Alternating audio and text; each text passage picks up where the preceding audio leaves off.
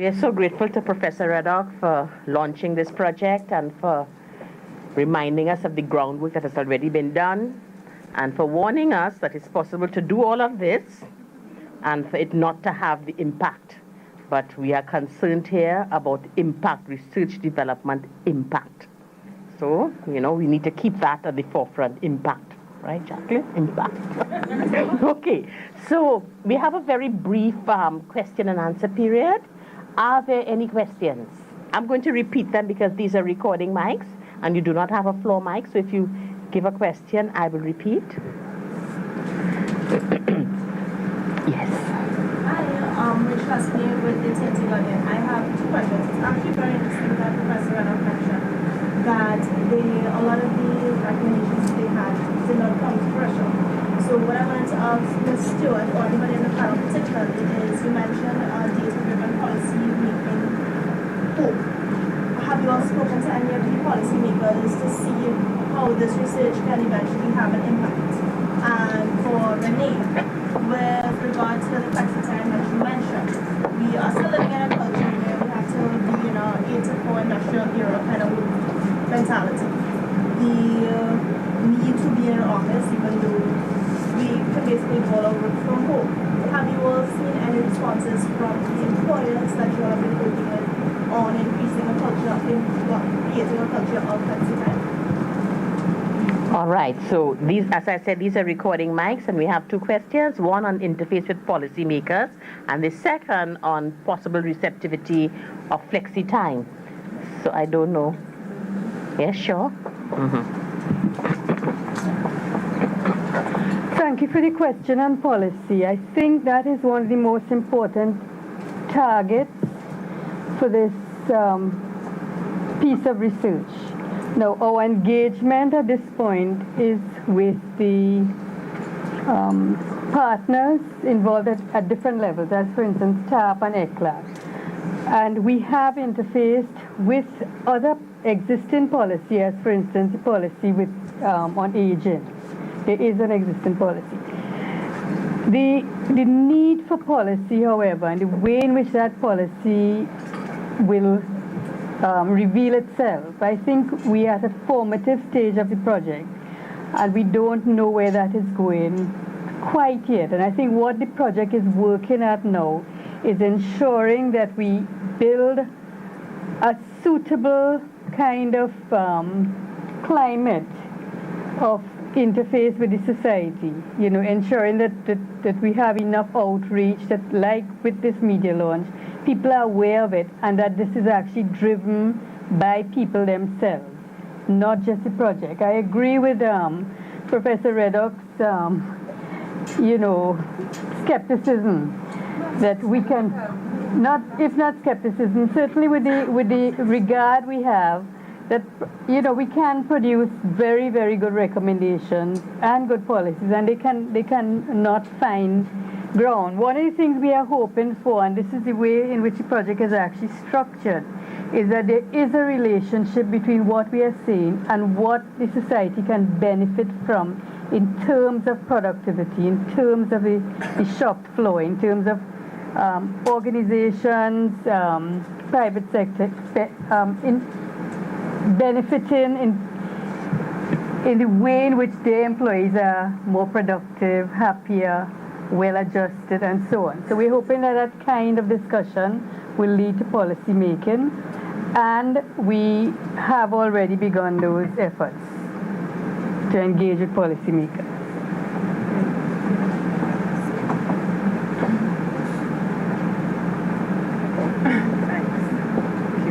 Okay, let me respond on behalf of ECLAC. ECLAC already works very closely with governments, which includes policymakers. In 2013, we had in St. Vincent a workshop starting to look at the whole issue of unpaid work and undertaking time use study. We also had a workshop following in December in fact, it was December 2014. Again, our member states were there. We don't always have all of our member states, but a select number of them. And I would tell you that we've generated interest from a few member states. For example, Suriname, we have been supporting them because their seem to be set to do one of the first time use studies in the Caribbean. These time use studies, I should tell you, are extremely expensive, and therefore it may be one of the challenges that governments face, given the fact that, as you know, Caribbean countries are some of the most highly indebted countries at the moment, and their priorities may not be in gender, which has been another ongoing challenge that we face. I think what we have to do with this project is to continually advocate and sensitize, because I think we also see a thing of changing government. So we find that this work is tedious in the sense that we're always sensitizing, training, and so on, and you have to get people to buy in. Of course, we work very collaboratively with our other UN partners, one of which is UN Women, which has a sub-regional office in Barbados. It's a sub-regional office for the Caribbean, and they are a fund. Unfortunately, ECLAC is not a fund. We can just advocate and do a lot of the research. We are actually a research institution, so that's why you would see that we do a lot of studies and so on to sensitize our governments. But we do work with our policymakers, and we do try to sensitize them and encourage them to make policies. And to be quite honest, they do implement some of the work we do and that's why I talk a lot about evidence-based policy. The Caribbean is a region that suffers from a dearth of data, and again, we are trying to improve this. We saw this when we were monitoring implementation of a number of our internationally agreed development goals, including the MDGs. So we're hoping with the SDGs, which has a specific goal on implementation and on the collection of data, that we will see improvements. So we also have to work with our statistical institutes, whether they be CSOs or what have you. Thank you.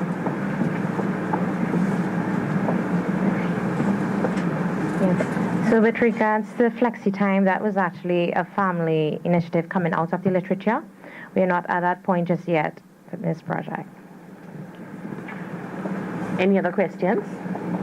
Yes? I noticed that state usually funds projects like this, unfortunately, are get funds. What is the cost of this project, this 3-year project, if there is a cost? So The cost of the project in the state? Sorry, what was the question? She said the state is funding how much money?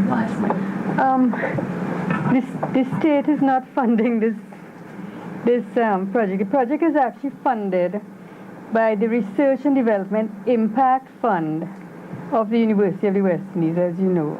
And we, do we give the figure? Is it polite to give a figure for funding? No, just the project. How much? Oh, what is the budget of the project? Because this is 3-year project. So, what is the budget of the project? All right. The way the Research and Development Impact Fund works is that you are given part of your budget, and you are to generate counterpart funding, which is where we call on our partners. Now, that counterpart funding comes from partnership support, which is not a monetary contribution necessarily. So any attempt to actually provide a figure would be an incorrect figure.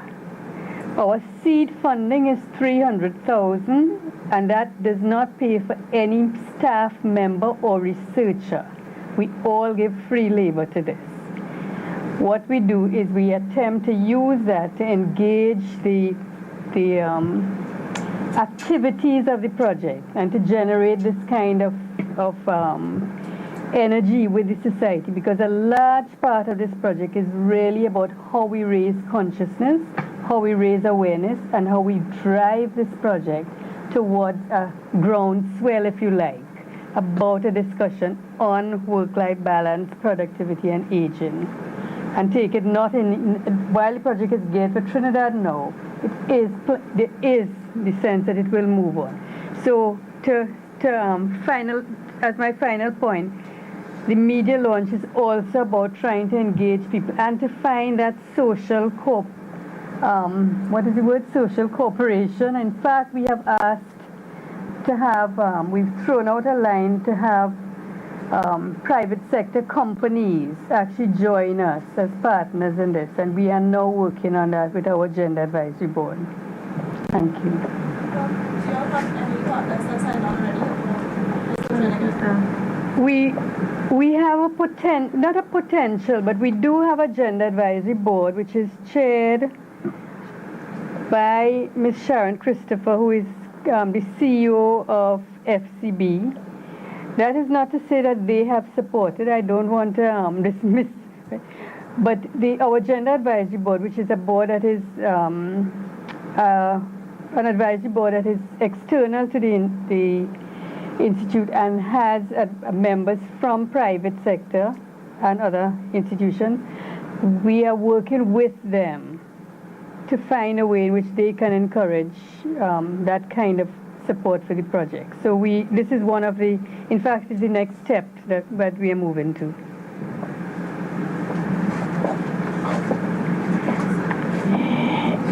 If there are no more questions,